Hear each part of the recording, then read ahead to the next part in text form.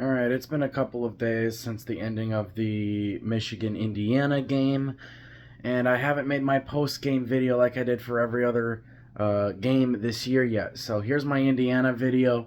Michigan won on Saturday at home 52-7 against Indiana, the Indiana Hoosiers. And Michigan utterly dominated this game uh, basically from start to finish. We had a slow start, and we were actually down in this game for a little bit, 7-0. But then we scored 52 unanswered, won at 52-7 over Indiana. It, I don't really want to necessarily talk about the game because honestly there was nothing special about the game. We dominated this game, won this game big time, like we should. Indiana's not a good football team. Michigan is infinitely more talented than Indiana is. We should have won this game the way we did. I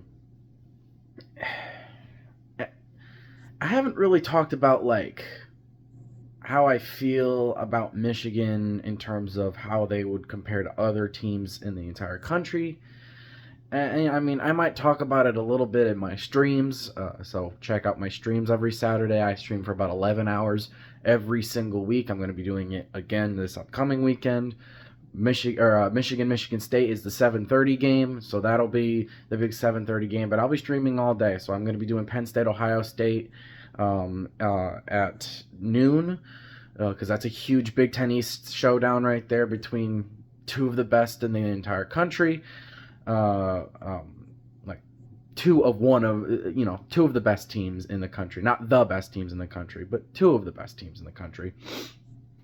And the 3:30 game, I'll probably do like Alabama, Tennessee or something, unless there's another game that is more interesting, which I'm not finding one, so that'll probably end up being the 3:30 game that I stream here. But in terms of Michigan, and how they've looked this season, I'm not going to make any predictions for how they've looked or how they're going to look in the future or how they're going to play against teams that they're playing next. I'm just going to tell you how they've played. And the fact of the matter is Michigan is 7-0, and we haven't allowed an opponent to score more than 10 points all season. Minnesota scored 10 points against us a couple weeks ago. No other team has even done that. Every other team has scored single-digit points. So, I mean, you guys know the story. I mean, what was it, week 1 against East Carolina? What was the final score of that one? I don't remember off the top. I'm usually pretty good about remembering scores, but I cannot remember for the life of me. 30-3, that's right. 30-3 over East Carolina, 35-7 over UNLV. Bowling Green was 31-6. Rutgers 31-7. Nebraska 45-7. Minnesota 52-10. And now Indiana 52-7. So Michigan's scoring 30, 40, 50 points a game. Michigan's looking better and better every week. I'm not going to say Michigan's the most talented team in the country, but they're definitely the deepest. We've got playmakers literally everywhere, and I haven't really truly spoken on that. Now, of course, we got J.J. McCarthy at quarterback. Now, he hasn't played a whole lot of second half snaps. He's played some in the third quarter, but he hasn't played a single fourth quarter all year. Jack Tuttle is, I guess you could say, is our backup quarterback right now. I really like Jack Tuttle. He had a touchdown pass this past weekend against Indiana in the fourth quarter. I can't remember his first name. Dengel is his name. Another quarterback for Michigan. I think we still got Alex Orji as well. We're deep at quarterback. Now, it doesn't look like it because these other guys are very inexperienced, but I like what I've seen from them. Running back, obviously we got Blake Corum. leads the country in rushing touchdowns. He has 12 on the season. Donovan Edwards, who's getting better and better. We got Kalel Mullings, who's been a great short yardage guy. I've said it before that he reminds me of Hassan Haskins.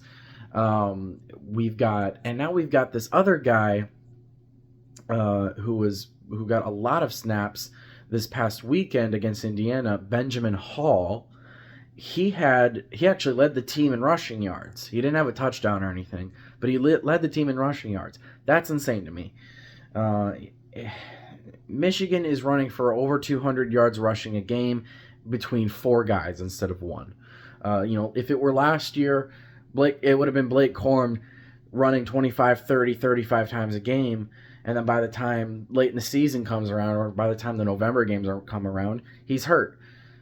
He's been kept really fresh. And then obviously at receiver, we got Roman Wilson, who's, I don't know if he still leads the country in receiving touchdowns, but he's definitely up there. I haven't actually looked at that stat.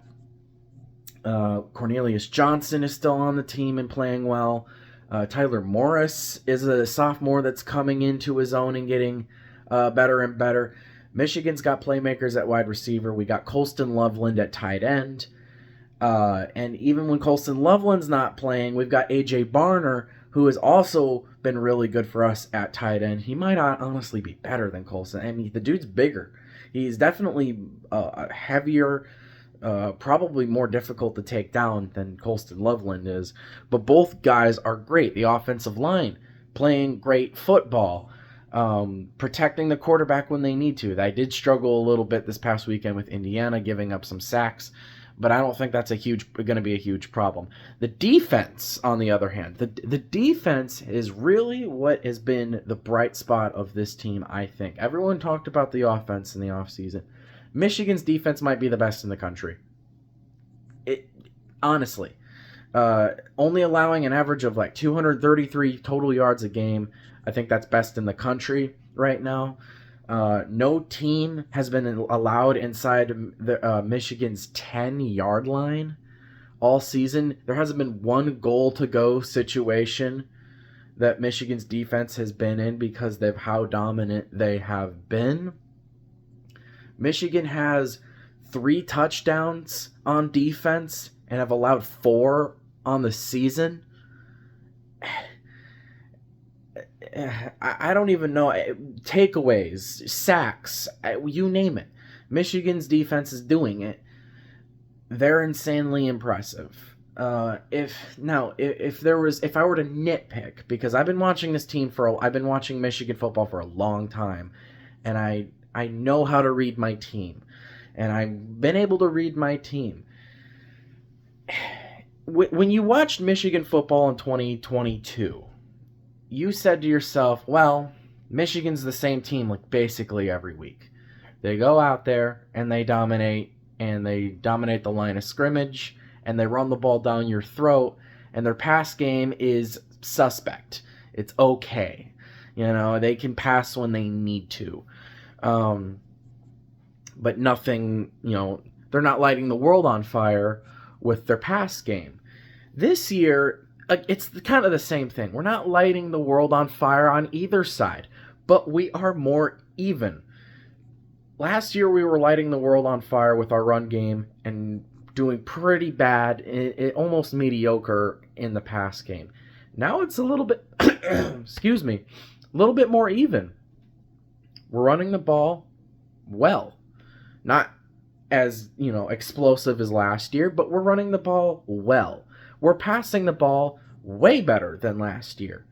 J.J. McCarthy is having a great year. And I mean, he's not putting up video game numbers or anything, but he's having a really great season. And outside of the Bowling Green game, he has no interceptions on the season through the other 6 games he's played. So J.J. McCarthy is playing very top-notch football right now. Blake Corum is barely getting any looks, barely getting any touches. We're resting these guys, and we're keeping them all healthy, and it's very smart. I said it after the Minnesota game. Blake Corum had 9 carries for 69 yards and a touchdown. That was it. That was it. That was the day for Blake Corum. It was perfect because not only did we not need him, but he had a good day. He had very minimal touches, but he still had a touchdown, so he's contributing. So I've been insanely happy with Michigan this year. And again, if there was two things that I could nitpick, because I never finished what I was going to say there. If there was two things I'm going to nitpick. One, they start slow. They still do that from last year. Last year, Michigan started slow in games a lot. The Rutgers game is one that you could look at, where they had a slow start in the first half. They were down in the first half. Ended up winning, dominating the second half. I think they were down 17-14 in the first half of that game last year. They ended up winning 52-17 in the end. So it hasn't been as bad as it was last year because Michigan has been down before this season. They were down against, I think they were down against Bowling Green. They were down against Nebraska for a little, or not Nebraska, Minnesota for a little bit. They were down against Indiana for a little bit. They fall behind in the very beginning, but they eventually click and dominate. The only game I think I can really say, at least in the conference, where we've dominated from start to finish was the Nebraska game. We did not have a slow start, and we scored the first 45 points of that game. No slow start there.